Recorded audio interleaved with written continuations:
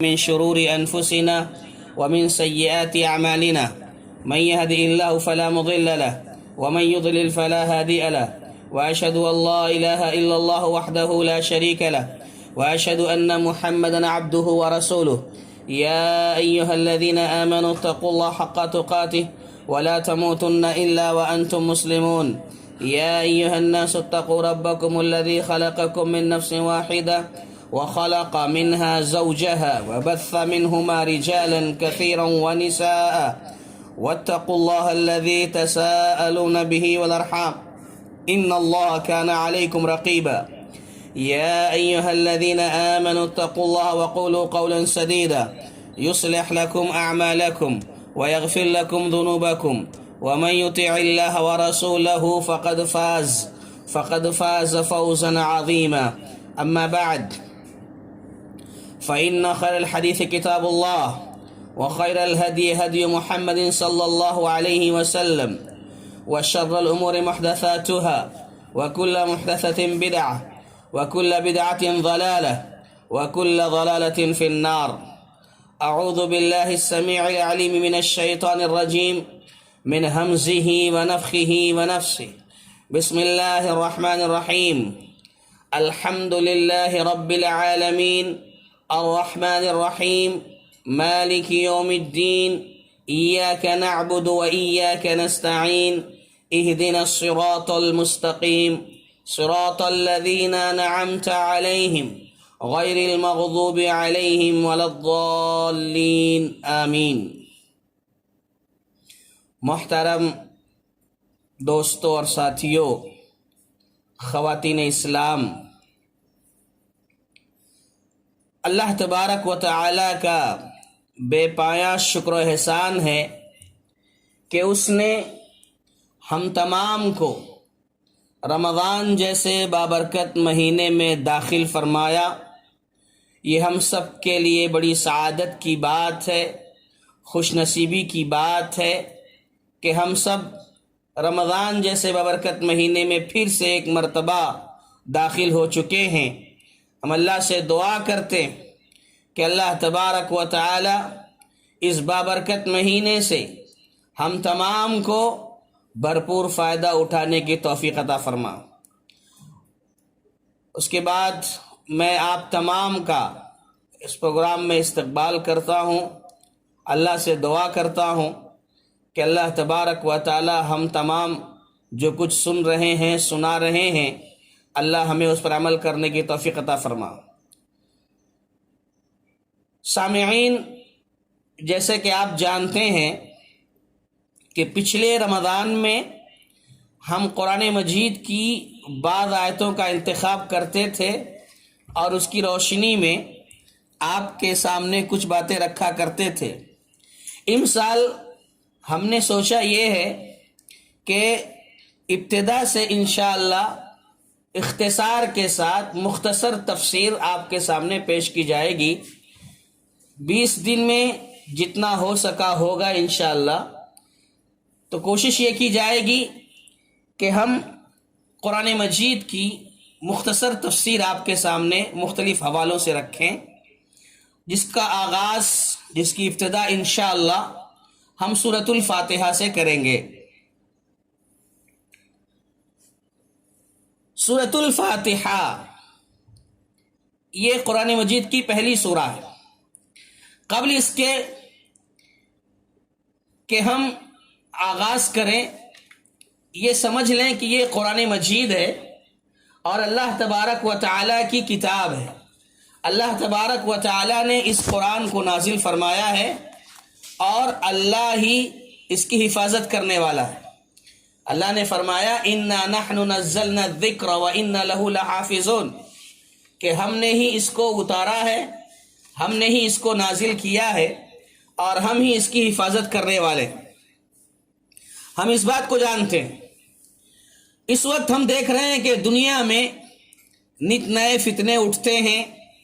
بہت سارے لوگ ایسے دنیا میں آتے ہیں، شوشہ چھوڑتے ہیں، دنیا کے سامنے اپنا الو سیدھا کرنا چاہتے ہیں اور اس کے لیے اسلام کو ہدف بناتے ہیں، قرآن مجید کو نشانہ بناتے ہیں لیکن اللہ تعالیٰ کی مرضی ایسی ہوتی ہے کہ انہیں منہ کی کھانی ہوتی ہے. جیسے مثلا قرآن مجید یہ اللہ تعالیٰ کی نازل کی گئی کتاب ہے. اللہ تبارک و تعالیٰ اس کا محافظ ہے، اللہ اس کی حفاظت کرنے والا ہے. تو جو کوئی اس قرآن کے تعلق سے شوشہ چھوڑے گا کہ اس قرآن کی بعض آیتیں ایسی ہیں ویسی ہیں جو قرآن کا حصہ نہیں ہے، انہیں ناکامیوں کا سامنا دنیا میں بھی کرنا پڑے گا، ذلت و رسوائی کا سامنا دنیا میں بھی ہوگا، اور آخرت میں تو اس کی سزا طے ہے اللہ تعالیٰ کے پاس. تو بہرحال بحیثیت مسلمان ہم سب کی یہ ذمہ داری ہے کہ ہم قرآن مجید کو سمجھیں، اسے جانیں. اور جیسا کہ یہ بات عام ہے آپ لوگوں کے درمیان جو کچھ تھوڑا بہت بھی علم رکھتے ہیں، دین سے جڑے ہوئے ہیں، وہ اس بات کو جانتے ہیں کہ قرآن مجید کے 5 ایسے حقوق ہیں جو ہر مسلمان پر ضروری ہیں، واجب ہیں کہ ان 5 حقوق کو ادا کریں. جیسے کہ آپ جانتے ہیں کہ سب سے پہلا حق قرآن کو سننا ہے، جیسے کہ اللہ نے فرمایا وَإِذَا قُرِئَ الْقُرْآنُ فَاسْتَمِعُوا لَهُ وَأَنصِتُوا لَعَلَّكُمْ تُرْحَمُونَ. قرآن مجید کے حقوق میں سے ایک یہ ہے کہ اس کو سنا جائے، اور اس سے پہلے تمام انسانوں سے خطاب کرے کہا جاتا ہے کہ اس پر ایمان لایا جائے. بہرحال قرآن کو سننا، وَإِذَا قُرِئَ الْقُرْآنُ فَاسْتَمِعُوا لَهُ، قرآن جب پڑھا جاتا ہے تو اس کو سننا چاہیے، بغور سننا چاہیے. پیارے نبی صلی اللہ علیہ وسلم کی یہ سنت رہی ہے. اللہ کے نبی صلی اللہ علیہ وسلم صحابہ کرام سے کہا کرتے تھے کہ بھائی مجھے قرآن پڑھ کر سنائیے، میں سننا چاہتا ہوں. صحابہ کرام حیرت اور تعجب سے پوچھتے، اے اللہ کے نبی صلی اللہ علیہ وسلم، قرآن مجید آپ پر نازل ہوا ہے، ہم آپ کو پڑھ کر سنائیں؟ ہاں، ہم تم سے سننا چاہتے ہیں. یہ انداز تھا اللہ کے نبی صلی اللہ علیہ وسلم کا. تو آج ہمیں بھی چاہیے، ہمارے گھروں میں بہت سارے حفاظ ہوتے ہیں، قراء ہوتے ہیں، حافظ ہوتے ہیں، عالم ہوتے ہیں، ان کی حوصلہ افزائی بھی ہوتی ہے اور سنت بھی زندہ ہوتی ہے. اور قرآن مجید کو پڑھنا، اس کا سننا اجر و ثواب کا کام ہے. کتنے ثواب ملیں گے، کتنے اجر کا مستحق بنے گا انسان. تو بہرحال قرآن مجید کو سننا بھی چاہیے اور سنانا بھی چاہیے. تو وَإِذَا قُرِئَ الْقُرْآنُ فَاسْتَمِعُوا لَهُ، یہ ایک بات ہے جو ہم سب کو یاد رکھنی ہے. اور رمضان جیسے بابرکت مہینے میں اس کا اہتمام کثرت سے ہونا چاہیے، زیادہ سے زیادہ ہونا چاہیے، کیونکہ یہ قرآن ہی کا مہینہ ہے. اسی مہینے میں اللہ نے قرآن مجید کو نازل فرمایا ہے. نمبر 2، اس قرآن کی خود تلاوت کرنا، اس قرآن مجید کی خود تلاوت کرنا، اور جیسے اس کا حق ہے ویسے تلاوت کرنا. جیسے اللہ تعالیٰ نے فرمایا الذین آتیناہم الکتاب یتلونہ حق تلاوتہ، کہ قرآن مجید جو دی گئی ہے یہ کتاب تمہیں مسلمانوں کو جو کتاب دی گئی ہے اس کو پڑھو، اسی طرح اس کی تلاوت کرو جس طرح اس کا حق ہے. اب اہل علم نے اس کے بارے میں بتایا اس کا حق کیا ہے. اس کا حق اس طرح سے ہے کہ انسان یہ سمجھے کہ یہ میرے رب کا پیغام ہے میرے لیے، اس میں جو بھی خوشخبریاں ہیں میرے لیے ہیں، جو بھی دھمکیاں ہیں، وعیدیں ہیں، ڈرایا گیا ہے، مجھے ڈرایا گیا ہے. اس انداز میں قرآن مجید کو پڑھا جائے، قرآن مجید کی تلاوت کی جائے. یہ ایک مسلمان کے لیے ضروری ہے کہ قرآن مجید کو اس انداز میں پڑھیں، اس کی تلاوت کریں. اور اسی طریقے سے بعض مفسرین نے، بعض اہل علم نے یہ بات نقل فرمائی ہے کہ قرآن کی تلاوت کا حق یہ ہے کہ اللہ کے نبی صلی اللہ علیہ وسلم کا یہ معمول تھا کہ جب ایسی آیت پر سے گزرتے جہاں پر اللہ کی رحمت کا ذکر ہوتا تو وہاں رک کر اللہ کی رحمت کا سوال کرتے، اور جب کبھی ایسی آیتوں کے پاس سے گزرتے جہاں پر جہنم کے عذاب سے پناہ مانگی جا رہی ہے، اللہ کے عذاب سے پناہ کا ذکر ہے، تو وہاں رک کر کے پناہ طلب کرتے. اور جب ایسی آیتوں سے گزرتے جہاں اللہ کی پاکی بیان کی گئی ہے تو وہاں رک کر کے اللہ کی پاکی بیان کرتے. یہ ہے قرآن کی تلاوت کا حق.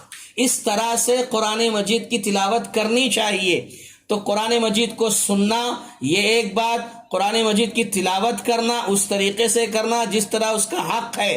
اسی طریقے سے ایک اور چیز اہل علم نے جو بیان فرمائی ہے وہ یہ ہے کہ قرآن مجید کو حفظ کرنا، اسے یاد کرنا، اسے اپنے سینوں میں محفوظ کرنا. جیسے کہ اللہ تعالیٰ نے فرمایا بل هو آیات بینات فی صدور الذین اوتوا العلم، اپنے سینوں میں محفوظ کرنا۔ اللہ کی قسم ہے کہ یہ قرآن مجید ایسی کتاب ہے کہ جو اس کا حافظ ہو گیا، جس نے قرآن مجید کو اپنے سینے میں محفوظ کر لیا، گویا اس نے دنیا و آخرت کی ساری برکتوں کو سمیٹ لیا، رحمتوں کو سمیٹ لیا۔ اور دنیا میں یہ فائدہ ہوتا ہے کہ قرآن مجید جو شخص یاد کر لیتا ہے، اللہ تعالیٰ دنیا کی ہر کتاب اس کے لیے آسان کر دیتا ہے، دنیا کی ہر چیز اس کے لیے آسان ہو جاتی ہے۔ بڑے سے بڑا سبجیکٹ، مشکل سے مشکل ترین مضامین، مادے، سب اللہ تعالیٰ آسان کر دیتا ہے جب وہ قرآن کا حافظ ہوتا ہے۔ تو بہت بڑی دولت ہے یہ، اس لیے ہمارے لوگوں کو چاہیے، مسلمانوں کو چاہیے کہ اگر اب ہم سے سستی ہو گئی ہے تو یہ مطلب نہیں نکالیں کہ ہم تو بڑی عمر والے ہو گئے ہیں، 30 سال 40 سال کے ہو گئے، نہیں ہو سکتا۔ نہیں، کوشش کرو، قرآن مجید کی کچھ آیتیں ہی حفظ کرو، یاد کرو، اور خود اپنے معصوم بچوں کو حافظ قرآن بناؤ۔ آپ اگر اسے انجینئر بنانا چاہتے ہیں، خوشی سے بناؤ، ڈاکٹر بنانا چاہتے ہیں، خوشی سے بناؤ، ایڈوکیٹ بنانا چاہتے ہیں، خوشی سے بناؤ، لیکن سب سے پہلے اپنے بچے کو حافظ قرآن بناؤ۔ حافظ قرآن بناؤ گے، انشاءاللہ آپ کا بچہ انجینئر بنے گا، کامیاب انجینئر بنے گا، اور انسان انجینئر بنے گا، ڈاکٹر بنے گا، کامیاب ڈاکٹر بنے گا۔ یہ حافظ قرآن کی برکت ہے۔ بہرحال اسی طریقے سے ایک اور چیز یہ ہے کہ اس قرآن مجید کے اندر غور و فکر کرنا، تدبر کرنا، غور و فکر کرنا، یہ بھی ایک بہت بڑی چیز ہے جو ہم شروع میں ہی آپ کو بتا رہے ہیں کہ قرآن مجید کو جہاں سننا ہے، جہاں اس کی تلاوت کرنا ہے، جہاں اسے حفظ کرنا ہے، وہیں پر اس میں غور و فکر بھی کرنا ہے۔ کتاب انزلناہ الیک مبارک لیدبروا آیات، اللہ نے فرمایا کہ یہ بابرکت کتاب ہم نے نازل فرمائی ہے آپ کی طرف، اس لوگوں کو چاہیے کہ اس پر، اس کی آیتوں میں غور و فکر کریں، تدبر کریں۔ آپ جانتے ہیں دنیا میں بڑے بڑے لوگ جو ہے اس قرآن میں غور و فکر کر کے اسلام سے سرفراز ہوئے ہیں۔ بہت سارے غیر مسلم ایسے تھے جو اسلام سے محروم تھے، اسلام کی دولت سے محروم تھے، اسلام نہیں جانتے تھے، اور انہوں نے قرآن کا مطالعہ کیا۔ کس مقصد سے؟ اسلام کو نقصان پہنچانے کے مقصد سے، قرآن پر اعتراض کرنے کے مقصد سے قرآن کا مطالعہ کیا۔ لیکن یہ قرآن پڑھتے پڑھتے سبحان اللہ، اللہ تبارک و تعالی نے ان کے لیے ہدایت کے دروازے کھول دیے اور وہ مشرف با اسلام ہو گئے۔ ایسی کئی مثالیں ہیں جس کا تذکرہ میں آپ کے سامنے یہاں نہیں کر پاؤں گا، انشاءاللہ موقع ایسا آئے گا تو آپ کے سامنے اس کا بھی حوالہ دیا جائے گا۔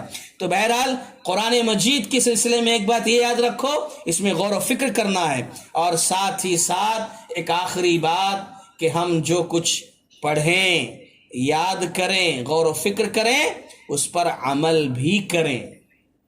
یہ قرآن مجید عمل کرنے کی کتاب ہے، صرف سننا سنانا، حافظ بن جانا، تبصرے کرنا، تقریریں کرنا، وعظ و نصیحت کرنا، اس کی روشنی میں صرف یہی نہیں ہونا چاہیے بلکہ اس پر عمل بھی ہونا چاہیے۔ اللہ تعالیٰ نے فرمایا الذین یستمعون القول فیتبعون احسنہ، جو لوگ باتوں کو کان لگا کر سنتے ہیں، یعنی قرآن مجید پڑھا جا رہا ہے، قرآن مجید کو سمجھایا جا رہا ہے، اس کی آیتوں کی وضاحت ہو رہی ہے، اس کی تفسیر بیان کی جا رہی ہے، اہل علم کے حوالے دیے جا رہے ہیں، تو کہا الذین یستمعون القول، جو لوگ قرآن مجید کو بغور سنتے ہیں، کان لگا کر سنتے ہیں، فیتبعون احسنہ، پھر جو بہترین بات ہو اس پر عمل کرتے ہیں، تو اس کا بھی فائدہ بتایا گیا کہ یہی لوگ عقل مند ہیں، یہی لوگ زیرک ہیں، ہوشیار ہیں، دانشور ہیں۔ یہ اللہ تعالیٰ کا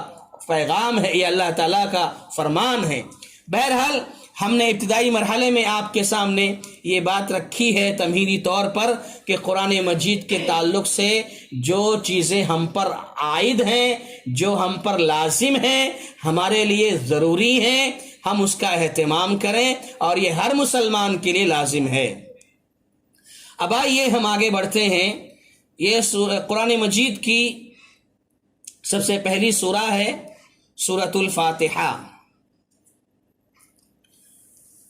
یہ سورہ مکی ہے، اور بعض اہل علم کے پاس جو کہتے ہیں کہ یہ مدنی بھی ہے، مدنی سورہ ہے۔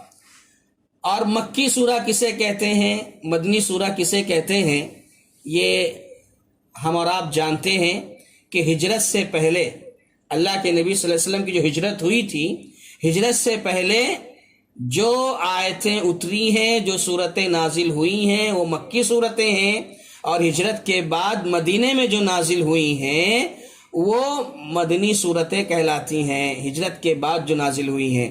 تو سورہ فاتحہ کے حوالے سے ایک بات یہ بھی کہی جاتی ہے کہ یہ ہجرت کے بعد بھی نازل ہوئی ہے، 2 مرتبہ نازل ہوئی ہے، لیکن راجح بات یہی ہے کہ یہ ہجرت کے پہلے مکہ میں نازل ہوئی ہے یہ سورہ فاتحہ۔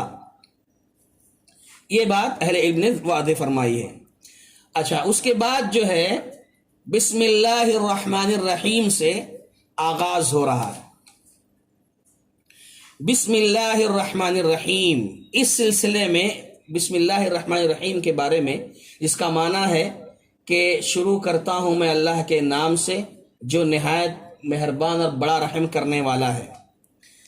تو بسم اللہ الرحمن الرحیم کے حوالے سے اہل علم نے یہ بات لکھی ہے کہ یہ 2 سورتوں کے درمیان حد فاصل ہے۔ جب بسم اللہ الرحمن الرحیم پڑھا جائے تو اس کا مطلب یہ ہو رہا ہے کہ پچھلی سورہ ختم ہو رہی ہے اور نئی سورہ کا آغاز ہو رہا ہے۔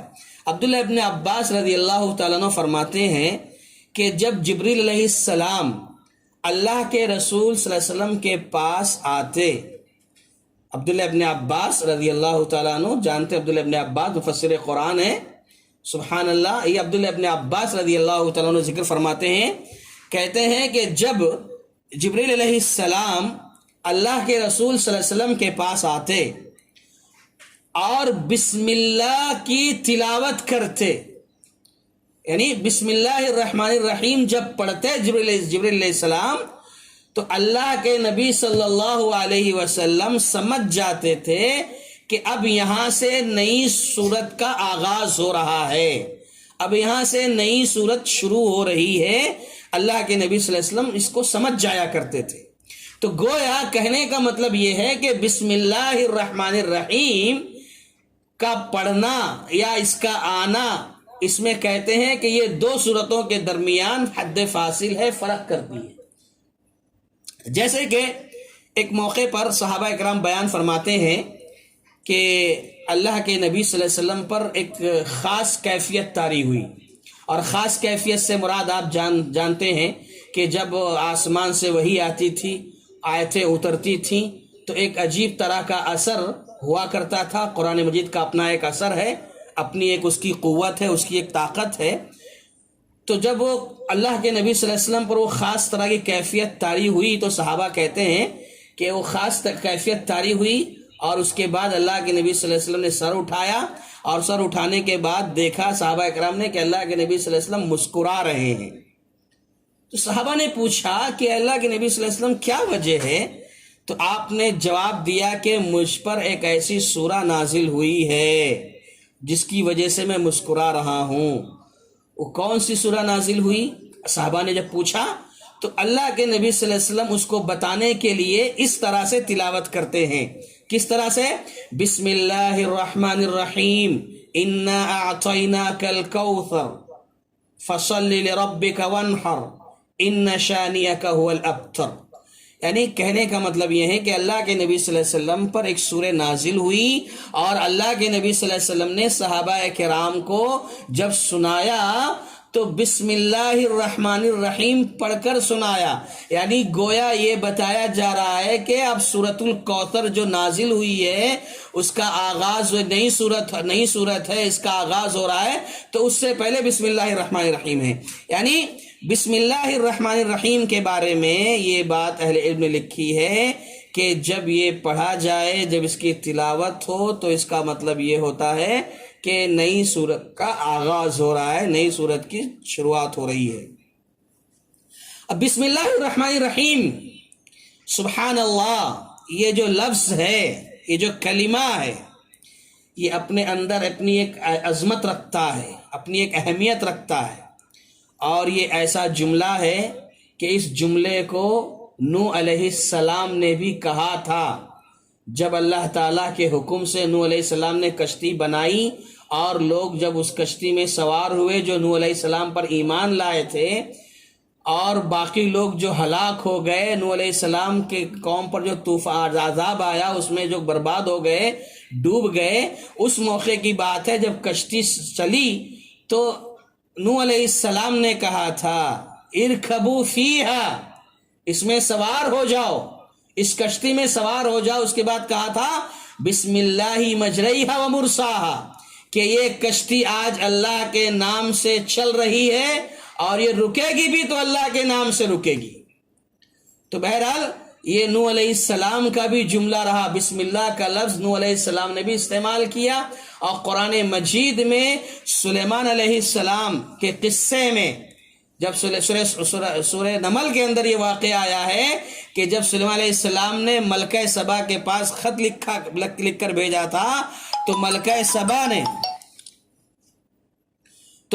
سبا نے کہا تھا انہو من سلیمان و انہو بسم اللہ الرحمن الرحیم، کہ یہ خط آیا ہے جو سلیمان علیہ السلام کی طرف سے ہے، سلیمان کی طرف سے آیا ہے، اور اس کا آغاز بسم اللہ الرحمن الرحیم سے ہو رہا ہے۔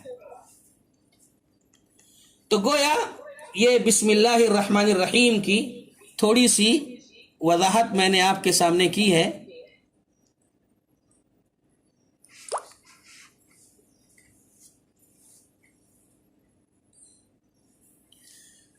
اب اس کے بعد ہم آگے بڑھ رہے ہیں، جیسے کہ میں نے کہا یہ سورۃ الفاتحہ ہے، تو سورہ فاتحہ کے تعلق سے مفسرین نے، اہل علم نے اس کی بہت ساری فضیلتیں بیان فرمائی ہیں۔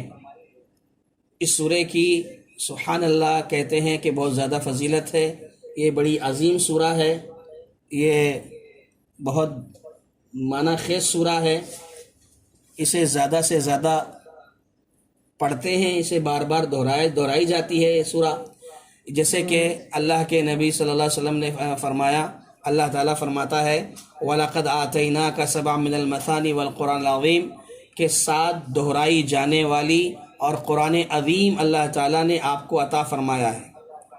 اس سورہ کو فاتحہ اس لیے کہا جاتا ہے کہ اس کا آغاز اسی سے ہوتا ہے، قرآن کا کتاب کا آغاز اسی سے ہوتا ہے۔ فاتحہ کے معنی آغاز کے ہوتے ہیں، ابتدا کے ہوتے ہیں۔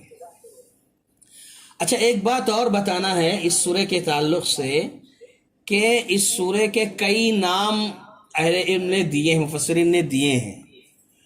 امام قرطبی رحمۃ اللہ علیہ نے اس سورہ کے تقریباً 12 نام بتائے۔ امام قرطبی رحمۃ اللہ علیہ نے اس سورہ کے تقریباً 12 نام بتائے ہیں، اور ہر ایک کی ایک وجہ بھی بیان فرمائی ہے۔ جیسے اس سورہ کا ایک نام الصلاۃ ہے، اس سورہ کا ایک نام الحمد ہے، اس سورہ کا ایک نام فاتحۃ الکتاب ہے، اس سورہ کا ایک نام ام الکتاب بھی ہے، اور اس کو ام القرآن بھی کہتے ہیں، اور اس کا ایک نام سبع مثانی بھی ہے، اور اسے القرآن العظیم کے نام سے بھی یاد کیا جاتا ہے سورہ فاتحہ کو، اور اسی طریقے سے سورہ فاتحہ کو سورۃ الشفا بھی کہا جاتا ہے، اور اس کو سورہ رقیہ بھی کہا جاتا ہے، اور اس کا ایک نام الاساس بھی ہے، اس کا ایک نام الوافیہ بھی ہے، اور ایک نام الکافیہ بھی ہے۔ تو اس طریقے سے امام قرطبی رحمۃ اللہ علیہ نے اس سورہ فاتحہ کے تقریباً 12 نام گنائے ہیں، 12 نام بتائے ہیں۔ اب ہم آگے بڑھتے ہیں۔ اللہ تعالیٰ نے فرمایا الحمدللہ رب العالمین۔ سب سے پہلے ہم ایک سرسری طور پر اس کا ترجمہ کر لیتے ہیں۔ الحمدللہ رب العالمین، تمام تعریفیں، سب تعریفیں اللہ تعالیٰ کے لیے ہیں جو سارے جہانوں کا پالنے والا ہے۔ الرحمن الرحیم، بڑا مہربان نہایت رحم کرنے والا ہے۔ مالک یوم الدین، قیامت کے دن کا مالک ہے، بدلے کے دن کا مالک ہے۔ ایاک نعبد و ایاک نستعین، ہم صرف تیری ہی عبادت کرتے ہیں اور تجھ ہی سے مدد چاہتے ہیں۔ اہدنا الصراط المستقیم، ہمیں سچی اور سیدھی راہ دکھا۔ صراط الذین انعمت علیہم، ان لوگوں کا راستہ جن پر تو نے انعام کیا، ان لوگوں کا راستہ جن پر تو نے انعام کیا۔ غیر المغضوب علیہم ولا الضالین، اور ان کا نہیں جن پر تیرا غضب نازل ہوا، اور نہ ان کا راستہ جو گمراہ ہوئے۔ یہ سورہ فاتحہ کا سیدھا سادہ ترجمہ رہا جو ہم نماز کی ہر رکعت میں پڑھتے ہیں، اور یہ بات بھی آپ کو معلوم ہے کہ سورہ فاتحہ کا ہر رکعت میں، چاہے وہ فرض نماز ہو، سنت ہو، نفل ہو، ہر رکعت میں سورہ فاتحہ کا پڑھنا لازم ہے، واجب ہے، فرض ہے، ضروری ہے۔ اللہ کے نبی صلی اللہ علیہ وسلم کی حدیث وارد ہے کہ جو سورہ فاتحہ نماز میں، نماز کی ہر رکعت میں نہیں پڑھتا ہے، اس کی نماز نہیں ہوتی ہے۔ تو سورہ فاتحہ کی یہ بھی بڑی عظمت ہے، بڑی اہمیت ہے، اس سے پتہ چلتا ہے۔ اچھا، اب الحمدللہ کا لفظ جو استعمال ہوا ہے، الحمد، الحمد کے معنی کیا ہوتے ہیں؟ حمد کا معنی ہے تعریف، اور معنی ایک شکر بھی آتا ہے۔ ہم جب کہتے ہیں حمد، الحمد، حمد کہتے ہیں نا، تو حمد کا معنی تعریف بھی ہوتا ہے اور شکر بھی ہوتا ہے۔ اب ان دونوں کے درمیان تھوڑا سا فرق اہل علم کرتے ہیں کہ حمد کا جو لفظ ہے یہ عام ہے، حمد کا لفظ یہ عام ہے، اور شکر کا جو لفظ ہے یہ خاص ہے۔ حمد کا جو تعلق ہوتا ہے، یہ کہتے ہیں کہ ایسا کام جو تعریف کے قابل ہو وہ کیا جائے تو حمد کہا جاتا ہے۔ قابل تعریف، تعریف کے لائق کارنامہ انجام دیا جاتا ہے تو اس وقت حمد کہا جاتا ہے۔ اب تعریف کے قابل کارنامہ اللہ تعالیٰ نے انجام دیا، مثلا اللہ تعالیٰ کے بارے میں، اللہ نے زمین بنائی، اللہ نے آسمان پیدا کیا، اللہ نے سورج اور چاند کو بنایا، ستاروں کو بنایا، یہ ساری چیزیں اپنی حرکت میں ہیں، اپنے کام میں لگے ہوئے ہیں۔ ان کا جو نظام ہے، سسٹم جو اللہ نے بنایا ہے، یہ زمین، آسمان، سورج، چاند، یہ جو اللہ نے تخلیق کی ہے نا، یہ سب کے سب اپنے وقت پر چل رہے ہیں، اپنی خدمت انجام دے رہے ہیں۔ اور سبحان اللہ، ایسا سسٹم ہے، ایسا نظام ہے کہ سارے کے سارے دنیا والوں کی عقل دیکھ کر دنگ ہے۔ تو اس پر جتنی بھی تعریف اللہ تعالیٰ کی جائے کم ہے۔ یہ قابل تعریف کارنامہ ہے الحمد۔ اور شکر کا جو تعلق ہے یہ خاص انعامات سے ہوتا ہے، جیسے خاص انعامات جو کسی خاص ذات سے متعلق ہو، جیسے کہ اللہ تبارک و تعالیٰ نے انسان پر خاص انعام کیا۔ کیا انعام کیا؟ لقد خلقنا الانسان احسن تقویم، اللہ نے انسان کو حسن تقویم پر پیدا کیا، یعنی بہترین پیدا کیا۔ اللہ تبارک و تعالیٰ نے انسان کو صحت عطا فرمائی، اللہ نے روزی روٹی کی فراوانی عطا فرمائی، اسے مالا مال کیا۔ تو ایسی نعمتیں جو دی گئی ہیں انسان کو، اب اس نعمت کا اعتراف کرنا شکر ہے، اس نعمت کا اعتراف کرنا یہ شکر کہلاتا ہے۔ لہذا قابل تعریف کارنامہ بھی اللہ تعالیٰ کا ہے اور خاص انعامات بھی اللہ تعالیٰ نے نازل کیے ہیں۔ تو ہر لحاظ سے، ہر طرح سے، ہر طرح کی تعریف اور شکر کا مستحق اللہ رب العالمین ہے۔ اس کے علاوہ دنیا کے اندر بھی بہت سارے لوگ کچھ اچھے کام کرتے ہیں، اچھی خدمت کرتے ہیں، قابل تعریف کارنامہ انجام دیتے ہیں، تو ان کی بھی تعریف ہوتی ہے۔ دنیا کے اندر کوئی انسان ہے، مرد ہے، عورت ہے، جو بڑے کارنامے انجام دیتے ہیں اور ان کی تعریف کی جاتی ہے، تو ان کی تعریف پر بھی حقیقت میں اللہ ہی کی تعریف ہوتی ہے۔ دنیا میں اگر کوئی انسان اچھا کارنامہ انجام دیا، اس کی تعریف ہو رہی ہے، تو گویا وہ حقیقت میں اللہ ہی کی تعریف ہوتی ہے، کیونکہ جس انسان نے، جس شخص نے قابل تعریف کارنامہ انجام دیا ہے، ایسا کام کیا ہے جس کی وجہ سے دنیا والے اس کو سراہتے ہیں، اس کی تعریف کرتے ہیں، تو در حقیقت قابل تعریف کام کرنے والا جو ہے، اس کی جو صلاحیت ہے، اس کو جو توفیق دی گئی ہے، وہ اللہ کی طرف سے عطا ہوئی ہے۔ اب اس نے جو کارنامہ انجام دیا، کارنامہ انجام دینے کے لیے صلاحیت، لیاقت، قوت، توانائی کس نے دی؟ اللہ نے دی۔ اور اس صلاحیت ہونے کے بعد توفیق بھی کس نے دی؟ اللہ نے دی۔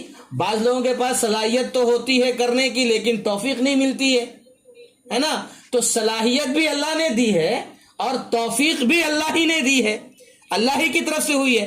تو گویا ہر طرح کی تعریف کا، حمد کا مستحق اللہ رب العالمین ہے، اللہ تبارک و تعالیٰ کی ذات ہے۔ چاہے وہ دنیا میں کوئی بھی انسان ہو، کسی بھی طریقے کا کارنامہ انجام دے رہا ہو، اگر دنیا والے کسی شخص کی تعریف کرتے ہیں تو اس کی تعریف تو خیر دنیا میں کرتے ہی کرتے ہیں، لیکن حقیقتاً وہ اللہ ہی کی تعریف ہے۔ تو گویا الحمدللہ رب العالمین جب کہا گیا کہ تمام تعریف، ہر طرح کی تعریف اللہ تعالیٰ کے لیے ہے، تو گویا ہم اس بات کا اعتراف کرتے ہیں کہ ہر قسم کی تعریف، ہر طرح کی تعریف، دنیا میں جہاں بھی تعریف ہو، جیسی بھی تعریف ہو، کسی بھی قسم کی تعریف ہو، کسی بھی طرح کی تعریف ہو، وہ ساری تعریفوں کا مستحق حقیقت میں اللہ رب العالمین ہی ہے، اللہ تبارک و تعالی ہی کی ذات ہے۔ اور ایک بات یہ دیکھیں آپ کہ لفظ الحمدللہ، سبحان اللہ، الحمدللہ رب العالمین، تمام تعریف، سب تعریفیں اللہ تعالیٰ کے لیے ہے۔ الحمدللہ یہ تو لفظ جو ہے دیکھنے میں ایک مختصر سا کلمہ ہے، مختصر سا کلمہ ہے، مگر اس کے فائدے سبحان اللہ بہت زیادہ ہیں۔ جیسے کہ حدیث میں آتا ہے، اللہ کے نبی صلی اللہ علیہ وسلم ارشاد فرماتے ہیں کہ الحمدللہ تملأ المیزان، کہ الحمدللہ جب بندہ کہتا ہے نا اپنی زبان سے، تو الحمدللہ یہ ترازو میں سب سے زیادہ وزنی ہوتا ہے۔ یعنی قیامت کے دن جب نام اعمال تولے جائیں گے، انسانوں کے نام اعمال وزن کیے جائیں گے، تو الحمدللہ جو لفظ ہوگا یہ اوزان میں، وزنوں میں سب سے زیادہ وزنی ہوگا، الحمدللہ۔ اور اسی طریقے سے یہ بھی اندازہ لگائیں کہ اللہ کے نبی صلی اللہ علیہ وسلم نے فرمایا اسی حدیث میں کہ الحمدللہ کے ساتھ سبحان اللہ بھی اگر شامل ہو جائے، الحمدللہ سبحان اللہ آ جائے، دونوں لفظ کا استعمال ہو جائے، دونوں کلمے ادا ہو جائیں، تو کہا تملأ بین السماء والارض، آسمان و زمین کے درمیان جو خالی جگہیں ہیں، اللہ تبارک و تعالی انہیں بھی جو ہے اجر و ثواب سے بھر دیتا ہے، اجر و ثواب سے بھر دیتا ہے۔ سبحان اللہ، آسمان و زمین کے درمیان جو خالی جگہیں ہیں، نیکیوں سے، اجر سے، ثواب سے بھر دی جاتی ہیں، بہت بڑی بات ہے۔ اور اسی طریقے سے الحمدللہ، دیکھیے میں اس لیے وضاحت کر رہا ہوں کہ ہم لوگ اپنے روزمرہ کی زندگی میں نا بہت ساری دعاؤں کا اہتمام کرتے ہیں، تو الحمدللہ کا لفظ ہم استعمال کرتے ہیں، تو اس کی کتنی عظمتیں ہیں، کتنی برکتیں ہیں۔ اور رمضان کے مہینے میں بھی ہم جب اس کو پڑھیں گے تو احساس کے ساتھ پڑھیں، شعور و آگہی کے ساتھ پڑھیں، تو انشاءاللہ ایک طرح کی لذت ملے گی، ایک طرح کا مزہ آئے گا۔ اب دیکھیے الحمدللہ کے بارے میں ایک فائدہ یہ بھی بتاتے ہیں کہ مصیبت اور پریشانی میں جب بندہ اللہ کی حمد کرتا ہے، اب دیکھیے پریشان ہوتا ہے انسان، مصیبت میں گرفتار ہوتا ہے، تو اللہ کی حمد کا تصور عام طور پر نہیں ہوتا۔ جب لوگ پریشان ہوتے ہیں تو ہنگامہ کرتے ہیں، شور مچاتے ہیں، ٹینشنوں کا شکار ہو جاتے ہیں، ڈپریشن میں چلے جاتے ہیں، ہے نا، واہ واہ ہائے ہائے کہتے رہتے ہیں، چلاتے رہتے ہیں۔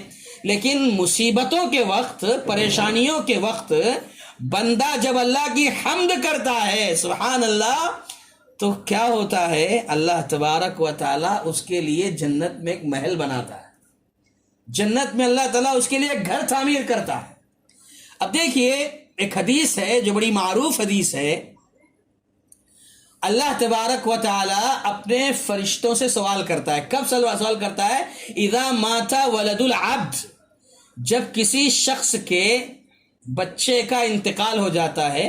کسی کے گھر میں ابھی ایک ننھا منا سا بچہ پیدا ہوا، ولادت ہوئی، اور ہم جانتے ہیں کہ ایک ننھا منا سا بچہ اولاد جو ہوتی ہے یہ والدین کے لیے کھلونا ہوتی ہے، زندگی کا ایک سامان ہوتی ہے، زندگی جینے کا ایک حوصلہ ہو جاتا ہے جب بچے کی ولادت ہوتی ہے.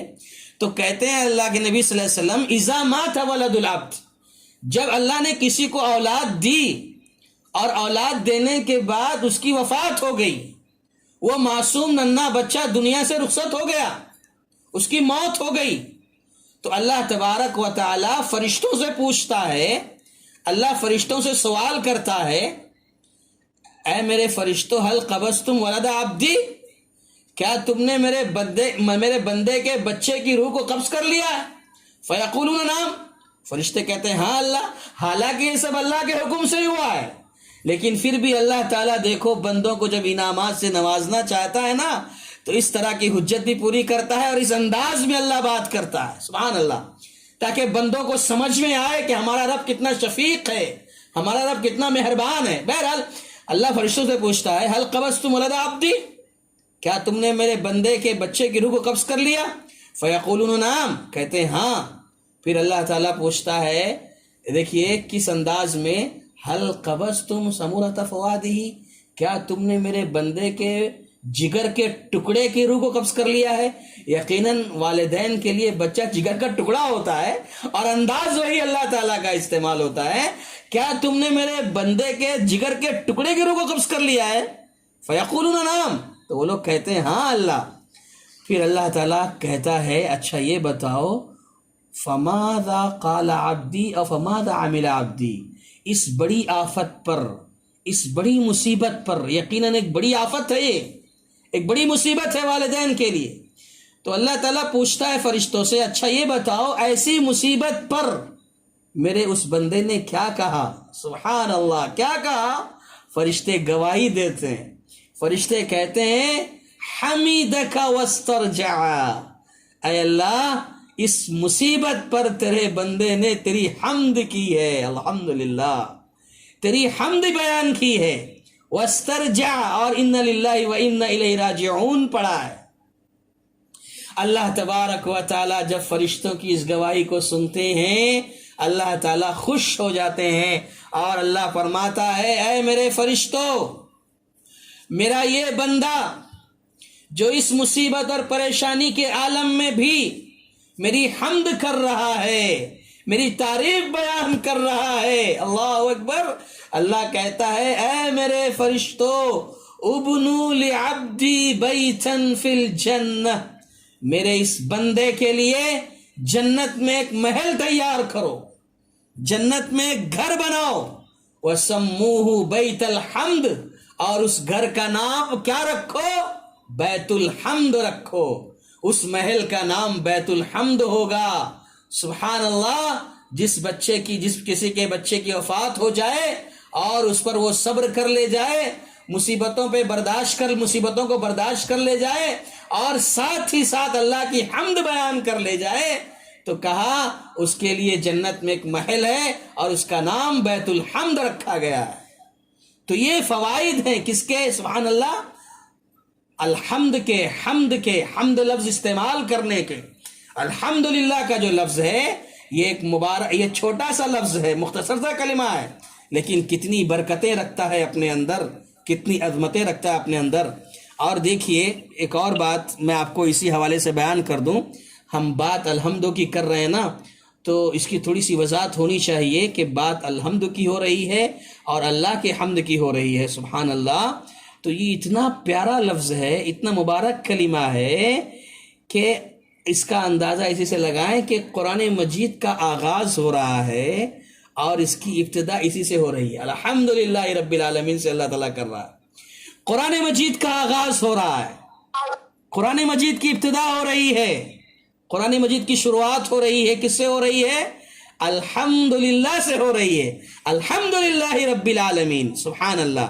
اور اسی طرز کو اختیار کیا پیارے نبی محمد رسول اللہ صلی اللہ علیہ وسلم نے، تو آپ کا یہ انداز تھا پیارے نبی صلی اللہ علیہ وسلم کا کہ جب بھی آپ خطبہ دیا کرتے تھے تو خطبے کا آغاز، خطبے کی ابتدا اسی الحمدللہ سے ہی کیا کرتے تھے۔ یہ اللہ کے نبی صلی اللہ علیہ وسلم کا انداز رہا۔ تو یہ مبارک کلمہ ہے، طیب کلمہ ہے، پاکیزہ کلمہ ہے، اس کا اہتمام ہونا چاہیے۔ یہ اللہ کے ذکر میں بھی شامل ہے، اسے بار بار اپنی زبان پر لانا چاہیے، الحمدللہ، سبحان اللہ۔ اور اسی طریقے سے نبی صلی اللہ علیہ وسلم کی تعلیمات میں سے ایک تعلیم یہ بھی ملتی ہے کہ جب کھانے کے بعد چھینک آ جائے تو اس پر بھی حمد کرتے تھے اللہ کے نبی صلی اللہ علیہ وسلم، الحمدللہ کہا کرتے تھے۔ اور اسی طریقے سے اللہ کے نبی صلی اللہ علیہ وسلم کی تعلیم ہے الحمدللہ کے حوالے سے، سبحان اللہ، کہ جب بستر پر آتے تھے آرام کرنے کے لیے، سوتے وقت جب بستر پر سونے کے لیے جب بستر پر آتے تو اللہ کے نبی صلی اللہ علیہ وسلم یہ دعا پڑھتے تھے۔ کون سی دعا؟ الحمدللہ الذی اطعمنا وسقانا وکفانا واوانا فکم ممن لا کافی لہ ولا موی۔ اللہ کے نبی صلی اللہ علیہ وسلم فرماتے ہیں کہ اللہ کے نبی صلی اللہ علیہ وسلم یہ دعا پڑھ، اللہ کے نبی صلی اللہ علیہ وسلم یہ کہا کرتے تھے کہ سب تعریفیں، تمام تعریفیں اس اللہ کے لیے ہے جس نے ہمیں کھلایا اور جس نے ہمیں پلایا اور جو ہمارے لیے کافی ہو گیا، جس نے ہمیں ٹھکانہ دیا۔ سبحان اللہ، کتنے ہی ایسے لوگ ہیں جن کے لیے نہ تو اللہ کافی ہوتا ہے اور نہ ہی ان کے لیے کوئی ٹھکانہ ہے۔ تو بہرحال اللہ کے نبی صلی اللہ علیہ وسلم بستر پر جب آتے تھے رات میں سونے کے وقت یہ دعا پڑھتے تھے، الحمدللہ الذی اطعمنا وسقانا وکفانا واوانا۔ اور اسی طریقے سے جب آپ صبح بیدار ہوتے تھے تو جب دعا پڑھتے تھے تو اس میں بھی الحمدللہ کا لفظ ہے، الحمدللہ الذی احیانا بعدما اماتنا والیہ النشور۔ سبحان اللہ، آج دیکھیے ہم میں سے کتنے مسلمان ہوں گے جو ان دعاؤں کا اہتمام کرتے ہوں گے، سوتے ہیں تو بھی دعا نہیں پڑھتے، اٹھتے ہیں تو بھی دعا نہیں پڑھتے۔ ایسا نہیں ہونا چاہیے، اس کا اہتمام ہونا چاہیے۔ الحمدللہ الذی احیانا بعدما اماتنا، یہ جب سو کر اٹھتے تھے تو آپ دعا پڑھتے تھے اللہ کے نبی صلی اللہ علیہ وسلم۔ اسی طریقے سے ایک بات اور، ایک قیامت کے دن لوگ قبروں سے جب اٹھیں گے تو اللہ تبارک و تعالی کی حمد کرتے ہوئے اٹھیں گے، نکلیں گے، سبحان اللہ۔ سورہ بنی اسرائیل میں کہا گیا یوم یدعوکم فتستجیبون بحمدہ، یوم یدعوکم فتستجیبون بحمدہ، سورہ بنی اسرائیل کی آیت ہے کہ جس دن اللہ تمہیں بلائے گا، اللہ پکارے گا تو تم اس کی حمد کرتے ہوئے جو ہے چلے آؤ گے، اس کی حمد کرتے ہوئے، تعریف کرتے ہوئے چلے آؤ گے۔ تو معلوم یہ ہوا کہ لفظ حمد جو ہے الحمدللہ اتنا مبارک کلمہ ہے کہ قیامت کے دن جو لوگ قبروں میں ہوں گے وہ اللہ کی حمد کرتے ہوئے نکلیں گے۔ اور اسی طریقے سے جنت جب مل جائے گی ایک مومن بندے کو، ایک مسلم بندے کو جنت میں جب داخلہ مل جائے گا تو جنت میں داخل ہونے کے بعد بھی وہ اللہ کی حمد کریں گے، جیسے کہ اللہ نے فرمایا وقالو، وہ لوگ کہیں گے، کون؟ جنتی کہیں گے۔ اللہ تعالی ہم سب کو جنت الفردوس میں اعلیٰ مقام عطا فرما، اللہ ہم سب کو جنت میں داخل فرما۔ اللہ تعالیٰ کہتا ہے کہ جنت میں داخل ہونے کے بعد کہیں گے جنتی بندے، کیا کہیں گے؟ الحمدللہ الذی ہدانا لہذا وما کننا لنہتدی لولا ان ہدانا اللہ، کہ اللہ تعالیٰ کا شکر ہے، اللہ کی تعریف ہے، اللہ کی حمد ہے جس نے ہمیں ہدایت دی اس بات کی کہ آج ہم یہاں جنت میں آ گئے ہیں، اور اگر اللہ نے ہدایت نہ دی ہوتی تو آج ہم ہدایت یافتہ نہ ہوتے اور آج اس عظیم الشان جنت میں ہمارا داخلہ نہ ہوتا۔ تو بہرحال جنت میں داخل ہونے کے بعد جنتی بندے اللہ کی حمد کریں گے، اور اسی طریقے سے جنت میں ان کی گفتگو جب ہوتی ہوگی اور ہونے کے بعد ان کی گفتگو کا جب اختتام ہوگا، جب اپنی گفتگو جنتی بندے ختم کریں گے تو ان کی گفتگو کا اختتام بھی اسی پر ہوا کرے گا، اسی حمد پر ہوا کرے گا۔ کہا دعواہم فیہا سبحانک اللہم وتحیتهم فیہا السلام وآخر دعواہم ان الحمد للہ رب العالمین۔ یہ سورہ یونس کی آیت ہے کہ جنتی بندوں کی دعا کیا ہوگی جنت میں؟ دعا ہوگی سبحانک اللہم، اے اللہ تیری ذات پاک ہے۔ یہ جنتی بندوں کی دعا ہوگی جنت میں۔ اور اسی طریقے سے وَتَحِيَّتُهُمْ فِيهَا السَّلَامُ، اور آپس میں جو وہ ایک دوسرے کو دعائیں دیں گے وہ دعا کیا ہوگی؟ سلام ہوگی، سلامتی کی دعا ہوگی۔ جیسے کہ آج ہم لوگ جب مسلمان ایک دوسرے سے ملتے ہیں تو السلام علیکم کہتے ہیں نا، تو یہی سلام جو ہے جنت میں مومنوں کا، جنتیوں کا آپس میں کلام ہوگا، آپس میں ان کی دعائیں ہوگی۔ پھر اس کے بعد کہا وآخر دعواہم ان الحمد للہ رب العالمین، اور ان کی آخری پکار، آخری جملہ، آخری گفتگو کا اختتام جو ہوگا کس پر ہوگا؟ الحمد للہ رب العالمین پر ہوگا۔ تو بہرحال یہ ہم کو سمجھنا ہے کہ الحمدللہ کتنا مبارک کلمہ ہے، کتنا پاکیزہ کلمہ ہے۔ اللہ کے نبی صلی اللہ علیہ وسلم نے فرمایا افضل الذکر لا الہ الا اللہ، ذکر میں سب سے افضل لا الہ الا اللہ ہے، وافضل الدعاء الحمدللہ، اور دعاؤں میں سب سے افضل دعا جو ہے وہ الحمدللہ ہے۔ تو خواتین، دوستوں، ساتھیوں، یہ آپ تمام کے لیے بھی، میرے اپنی ذات کے لیے بھی یہ بہت بڑی نصیحت ہے کہ ہم جب سورہ فاتحہ پڑھ رہے ہیں، اس کی تفسیر دیکھ رہے ہیں اور آغاز میں ہی الحمدللہ رب العالمین پڑھ رہے ہیں، تو ہمیں یہ سمجھ میں آنا چاہیے کہ یہ ہماری زندگی کا حصہ بن جائے۔ ہمیں یہ غور کرنا چاہیے اور ہمیں اپنی زندگی میں اسے شامل کر لینا چاہیے، اور جتنی بھی دعائیں ہمیں نظر آتی ہیں جس کا آغاز الحمدللہ سے ہو، ان سب کو ازبر کر لینا چاہیے۔ اللہ کے نبی صلی اللہ علیہ وسلم، جانتے ہیں آپ، ایک دفعہ کا واقعہ ہے کہ بڑا مشہور واقعہ ہے کہ ایک یہودی لڑکا پیارے نبی صلی اللہ علیہ وسلم کی خدمت کیا کرتا تھا، ایک مرتبہ بیمار ہو گیا۔ اللہ کے نبی صلی اللہ علیہ وسلم اس کی خیریت دریافت کرنے کے لیے جب اس کے گھر پہنچتے ہیں اور اس سے کہتے ہیں اسلم یا ولد، اے لڑکے کلمہ پڑھ لے، مسلمان ہو جا، اسلام قبول کر لے۔ فنظر الی ابیہ، وہ لڑکا اپنے باپ کی طرف دیکھنے لگا سوالیہ انداز میں کہ دیکھیں میرا باپ اجازت دیتا ہے کہ نہیں دیتا ہے۔ تو باپ نے اشارہ دیا، کہا اطع ابا القاسم، اے میرے بیٹے ابو القاسم کی اطاعت کر لو، ابو القاسم کی بات مان لو۔ لہذا لڑکے نے کلمہ پڑھا، اور اللہ کے نبی صلی اللہ علیہ وسلم جب کلمہ پڑھا چکے تو وہاں سے جب اٹھتے ہیں آپ تو یہ جملہ کہتے ہوئے اٹھتے ہیں۔ کون سا جملہ؟ الحمدللہ الذی انقذہ من النار، اے اللہ تیرا لاکھ لاکھ شکر و احسان ہے، اے اللہ تیری حمد ہے، اے اللہ تیری تعریف ہے کہ تو نے اس لڑکے کو میرے ذریعے سے نارے جہنم سے بچا لیا، جہنم کے عذاب سے بچا لیا۔ تو بہرحال ہم سب کے لیے نصیحت ہے کہ ہم الحمدللہ، یہ ایک دعا ہے، یہ ایک اللہ کا ذکر ہے، اسے ہم بار بار اپنی زبان پہ دہرایا کریں۔ اور رمضان کا مہینہ ہے، ایک ایک لمحہ ہم سب کے لیے بڑا قیمتی ہے، ایک ایک سیکنڈ بڑا قیمتی ہے، اس کی قدر کریں، اس کی حفاظت کریں، اسے ضائع ہونے سے بچائیں۔ الحمدللہ کا لفظ بڑا عظمت والا ہے، بڑی اہمیت والا ہے۔ اس کے بعد ایک چھوٹی سی بات یہ ہے، الحمدللہ میں جو لفظ اللہ آیا ہے، اللہ کا بھی لفظ آیا ہے، اس پر ہم زیادہ بات نہیں کریں گے۔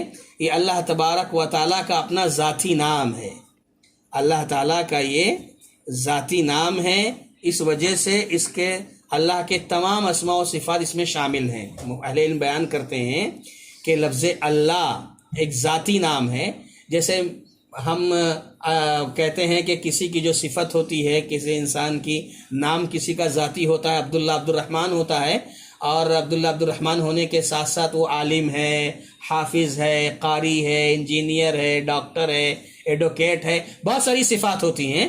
تو اس طریقے سے اللہ تبارک و تعالیٰ کا جو لفظ ہے اللہ، یہ ذاتی نام ہے، اور اللہ کا ذاتی نام ہونے کی وجہ سے اس میں اللہ کے تمام نام بھی شامل ہیں اور اللہ کی تمام صفات بھی اس میں شامل ہے۔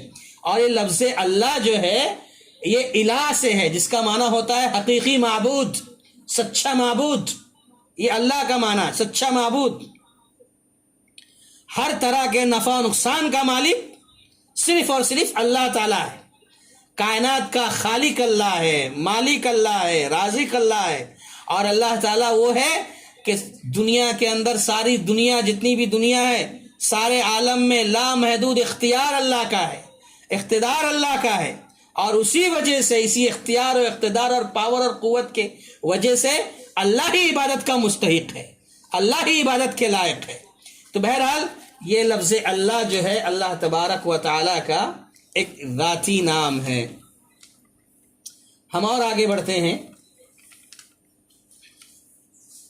الحمدللہ رب العالمین، رب کا لفظ ایک استعمال ہوا ہے، رب العالمین۔ رب کے تعلق سے بھی آپ لوگوں نے اس کے پہلے بھی بہت ساری باتیں سن لی ہیں، اس لیے زیادہ تفصیل میں اس میں جانے کی ضرورت نہیں ہے۔ ہم تھوڑا سا بس اتنا بتانا چاہ رہے ہیں کہ امام راغب اصفہانی رحمۃ اللہ علیہ نے رب کی جو تعریف کی ہے وہ بس آپ سمجھ لیں۔ رب کے بارے میں وضاحت کرتے ہوئے کہتے ہیں کہ الرب فی الاصل التربیہ وهو انشاء الشیء حالا فحالا الى حد التمام۔ الرب فی الاصل التربیہ وهو انشاء الشیء حالا فحالا الى حد التمام۔ یہ رب کی تعریف ہے، یعنی رب کا جو لفظ ہے نا، یہ اصل میں تربیت کے معنی میں ہے، پرورش، پالنے والا جو کہتے ہیں نا، تربیت کے معنی میں ہے، اور اس سے مراد کسی چیز کو بتدریج، درجہ بدرجہ، مختلف حالات میں سے گزارتے ہوئے، ایک حالت سے دوسری حالت سے گزارتے ہوئے آخری کمال کی حد تک پہنچا دینے کا نام رب ہے۔ اس کو رب کہتے ہیں۔ پرورش کرنے والا، پالنے والا ہمارا رب اللہ ہے۔ تو لہٰذا رب کا یہ معنی بڑے ہی اختصار کے ساتھ آپ کے سامنے رکھا گیا ہے۔ اس کے بعد ایک لفظ ہے العالمین۔ عالمین، اس سے مراد تمام مخلوقات، عالمین سے مراد تمام مخلوقات ہیں جس کو اللہ نے پیدا کیا۔ اللہ تعالیٰ نے اپنی ساری عظیم نعمتوں سے نوازا، اور اگر وہ ایسی نعمتیں جو اللہ نے دی ہیں کہ وہ نعمتیں جس سے اللہ نے نوازا ہے، وہ نعمتیں اگر نہیں دی ہوتی تو انسان دنیا میں زندہ نہیں رہ سکتا تھا۔ یہ رب العالمین ہے۔ عالمین جو ہے، سارے عالم کو اللہ نے ایسی ایسی نعمتیں عطا فرمائی ہیں کہ ایسی نعمتیں اگر وہ نہ دی جاتی تو انسان زندہ نہیں رہ سکتا تھا۔ رب العالمین صرف اللہ ہی ہے جس نے تمام انسانوں کو، تمام مخلوقات کو پیدا کیا ہے۔ اب اہل علم مفسرین بیان فرماتے ہیں کہ دیکھیے اس میں کتنی ماشاءاللہ عجیب بات ہے کہ عالم جو ہے، ہر مخلوق ایک الگ دنیا ہے، ہر مخلوق جو ہے ایک الگ عالم ہے۔ ہر مخلوقات بہت ساری ہیں، تو کہ ہر مخلوق ایک الگ عالم ہے، ایک الگ دنیا ہے۔ مثلا عالم انس ایک عالم ہے، انسانوں کی دنیا ایک الگ دنیا ہے۔ عالم جن ایک الگ دنیا ہے۔ عالم نبات یہ ایک الگ دنیا ہے۔ عالم جماد بھی ایک الگ دنیا ہے۔ عالم ارض زمین کی دنیا الگ دنیا ہے۔ عالم سما آسمان کی دنیا ایک الگ دنیا ہے۔ اس طرح سے آپ سمجھ لیجئے کہ جتنے بھی ہیں سب الگ الگ عالم ہیں، الگ الگ جہان ہیں۔ پھر یہ سب کے اندر عالم انس میں، عالم جن میں، عالم نباتات میں، عالم جماد، ان سب کے اندر پھر ہر ایک کے اندر کئی عالم ہیں۔ اللہ اکبر، سبحان اللہ۔ مثلا انسانوں کے اندر انسان ایک عالم ہے۔ اب انسانوں کے اندر کئی عالم ہیں، کئی جہان ہیں۔ کس اعتبار سے؟ جنس کے اعتبار سے، زبان کے اعتبار سے، علاقوں کے اعتبار سے۔ الگ الگ علاقے ایک عالم ہے، زبان الگ الگ ایک عالم ہے، ایک دنیا ہے۔ اس طرح سے الغرض اتنے بے حساب دنیا ہیں، بے حساب عالم ہیں، اتنے زیادہ جہاں ہیں جنہیں اللہ کے علاوہ کوئی نہیں جانتا، یہ اللہ تبارک و تعالی ہی جانتا ہے۔ رب العالمین میں مثال کے طور پر جہاں بہت سارے عالم ہیں، ایک چونٹی ہی کو لیجیے، چونٹی کی ہزاروں قسمیں ہیں۔ چونٹیاں جو ایک چھوٹی سی مخلوق ہے، اس کی ہزاروں قسمیں ہیں۔ پرندے بے شمار جہاں ہیں، پرندوں کی بے شمار دنیا ہے۔ اسی طریقے سے آپ سمندر کی مخلوقات کو لے لیجئے۔ سمندر کی مخلوقات کا تو انسان شمار ہی نہیں کر سکتا۔ سمندر کی مخلوقات کتنی ہیں، اللہ اکبر، تصور سے باہر چیزیں ہیں. اور آسمان میں دیکھیے بے شمار کہکشائیں ہیں، بے شمار سیارے ہیں، اور ایسے سیارے، ایسے کہکشائیں ہیں جن کے مقابلے میں سورج اور چاند جو ہے ایک انگوٹھی کی طرح معلوم ہوتے ہیں. تو بہرحال کہنے کا مطلب یہ ہے کہ الحمدللہ رب العالمین، تمام تعریفیں، ساری تعریفیں اللہ رب العالمین کے لیے ہیں. یہ سورہ فاتحہ، اس کے تعلق سے کچھ بنیادی باتیں آپ کے سامنے آئیں، اور ہم نے بس تھوڑی سی جو وضاحت کی ہے آج الحمدللہ رب العالمین پر ہی کی ہے. چونکہ شروع ہے، آغاز ہے، اس لیے تھوڑا سا وقت لگ گیا ہے انہی کلمات پر. انشاءاللہ ہم جیسے جیسے آگے بڑھتے جائیں گے، کیونکہ بہت ساری باتوں کی وضاحت ہوتی جائے گی، تو آگے انشاءاللہ ہم تھوڑا تفصیل تیزی سے آگے بڑھیں گے. اب دیکھیے، الحمدللہ رب العالمین الرحمن الرحیم مالک یوم الدین، اختصار کے ساتھ ایک تھوڑی سی لفظی تحقیق اور چھوٹی موٹی جو وضاحت ہو رہی تھی اس سے ہٹ کر کے تھوڑا سا ایک سرسری طور پر ہم اس کے مفہوم کو سمجھ لیتے ہیں. سورہ فاتحہ کے الحمدللہ رب العالمین، تمام تعریف اللہ رب العالمین کے لیے ہے، الرحمن الرحیم جو رحم کرنے والا مہربان ہے، قیامت کے دن کا مالک ہے. اب دیکھیے یہاں پر جو کہا جا رہا ہے نا، اب اللہ تبارک و تعالیٰ کیا کہہ رہا ہے؟ گویا اللہ تبارک و تعالیٰ اپنے بندوں سے یہ کہہ رہا ہے کہ اے میرے بندو، اگر تم ذاتی اور صفاتی خوبیوں کی بنیاد پر، یعنی ایک اللہ کی ایک ذات ہے، اللہ تعالیٰ کی ایک صفت ہے، اگر تم اللہ کی ذات اور صفات، اگر تم ذاتی بنیاد پر، صفاتی بنیاد پر تعریف کرنا چاہتے ہو، حمد کرنا چاہتے ہو، عظمت بیان کرنا چاہتے ہو، تو میری ہی تعریف کرو، میری ہی توصیف بیان کرو، اس لیے کہ میں ہی اللہ ہوں.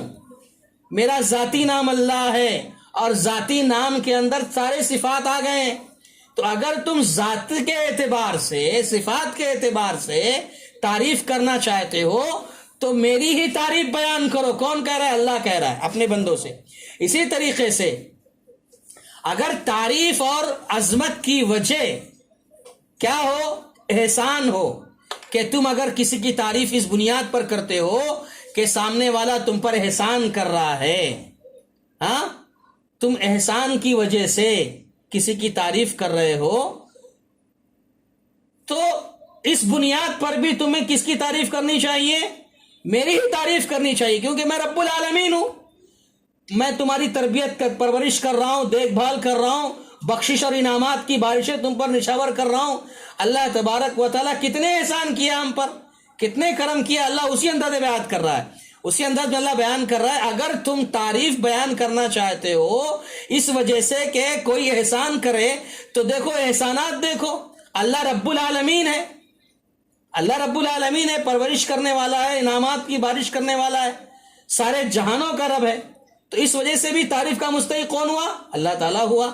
اور اگر تم تعریف اس انداز میں کرنا چاہتے ہو، یہ سوچ کر کرنا چاہتے ہو کہ مستقبل میں آپ کو کسی سے کوئی امید ہو، خواہش ہو کہ فلاں کی میں تعریف کروں گا تو مستقبل میں مجھے اس سے کوئی امید ہے، مجھے اس سے کوئی فائدہ ہوگا، تو اس حساب سے بھی اگر تم تعریف کرتے ہو تو دیکھو اللہ تبارک و تعالیٰ کی تعریف کرو مستقبل میں امید کے لیے، خواہش کے لیے.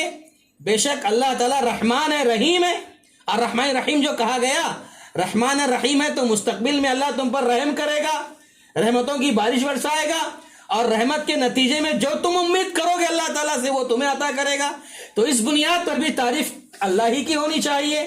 اور چوتھی ایک بات یہ بتائی جا رہی ہے کہ اگر اللہ تعالیٰ کی حمد، یا تم کسی کی بھی حمد کرتے ہو، کسی کی بھی تعریف کرتے ہو، تو ایک وجہ خوف ہوتی ہے. تو خوف کی وجہ سے بھی اگر تم حمد کرنا چاہتے ہو تو میری ہی تعریف کرو، میری ہی تعظیم کرو، کیونکہ روز جزا کا مالک میں ہوں، مالک یوم الدین کہا گیا. قیامت کا دن کیا ہے؟ اس سے ڈرو، یہ اللہ نے ڈرایا ہے. تو گویا یہاں یہ بتایا جا رہا ہے کہ 4 ایسی چیزیں ہیں جس کی وجہ سے انسان کسی کی تعریف کرتا ہے. ایک تو ذاتی اعتبار سے کہ فلاں کی ذات بڑی اچھی ہے، بڑا اچھا ہے اس لیے اس کی تعریف کی جاتی ہے، تو اللہ تعالیٰ کا ذاتی نام اللہ آ گیا ہے، اللہ تعالیٰ کا صفاتی نام اللہ ذات اور صفات کے اعتبار سے سب سے اعلیٰ ہے، تو اللہ ہی کی تعریف ہونی چاہیے۔ دوسرے نمبر پر اگر تم کسی کی تعریف کرتے ہو اس لیے کرتے ہو کہ اس نے تم پر احسان کیا ہے، تو اللہ رب العالمین سے بڑا کون محسن ہے تمہارا؟ اللہ تعالیٰ سے بڑا کون خیر خواہ ہے تمہارا؟ اللہ سے بڑا انعام دینے والا کون ہے تمہیں؟ وہ رب العالمین ہے، اس لیے اسی کی حمد ہونی چاہیے۔ اور تیسرے نمبر پر آدمی تعریف اس لیے بھی کرتا ہے کہ سامنے والے سے آئندہ مجھے کوئی فائدہ ہوگا، مستقبل میں کوئی ہماری خواہش پوری ہوگی، تو اللہ سے بڑا کون ہے جو تمہاری امید پوری کرے گا، تمہاری خواہشوں کا احترام کرے گا؟ تو لہذا کیوں؟ اس لیے کہ اللہ رحمان ہے، رحیم ہے، تو لہذا اللہ ہی کی تعریف ہونی چاہیے۔ اور چوتھے نمبر پر آدمی کسی کی اگر تعریف کرتا ہے، تعظیم کرتا ہے، تو اس سے ڈرتا ہے، خوف کھاتا ہے، اس لیے اس کی تعظیم کرتا ہے۔ تو اس حساب سے بھی اللہ ہی کی تعظیم ہونی چاہیے، اللہ ہی کی حمد ہونی چاہیے، کیونکہ وہ مالک یوم الدین ہے، قیامت کے دن کا مالک ہے، جہاں پر سزا بھی ہے، عذاب بھی ہے، بھیانک انجام ہوگا، تو اللہ کا خوف ہونا چاہیے، اللہ کا ڈر ہونا چاہیے، اور اللہ کا ڈر ہوگا سبحان اللہ تو اللہ کی حمد ہونی چاہیے۔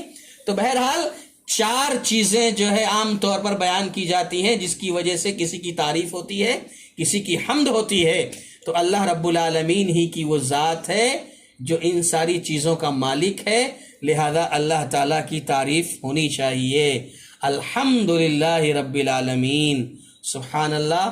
ہم اپنی گفتگو بس اسی پر ختم کریں گے، باتیں الحمدللہ کافی ہو چکی ہیں، تو آج کے لیے اتنا کافی ہے، اور انشاءاللہ ہم اسی طریقے سے سلسلہ وار اپنی گفتگو کو جاری رکھیں گے، اور پورے 20 روزے تک جتنا ہو سکے گا انشاءاللہ وہ کریں گے۔ ہم اللہ تعالیٰ سے دعا کرتے ہیں کہ اللہ تبارک و تعالی ہم تمام کو کہنے اور سننے کے ساتھ ساتھ عمل کی توفیق عطا فرمائے۔ قرآن مجید کا علم، اس کی تفسیر اور اس کی وضاحت جو اہل علم نے کی ہے، اس کی روشنی میں جو صحیح ہیں، منہج سلف کے مطابق ہیں، کتاب و سنت کی روشنی میں ہیں، اے اللہ وہی بات ہم کو کہلوائے اور سننے کی توفیق عطا فرمائے، اس پر عمل کرنے کی توفیق عطا فرمائے۔ آمین۔ وآخر دعوانا ان الحمدللہ رب العالمین۔ السلام علیکم ورحمۃ اللہ وبرکاتہ۔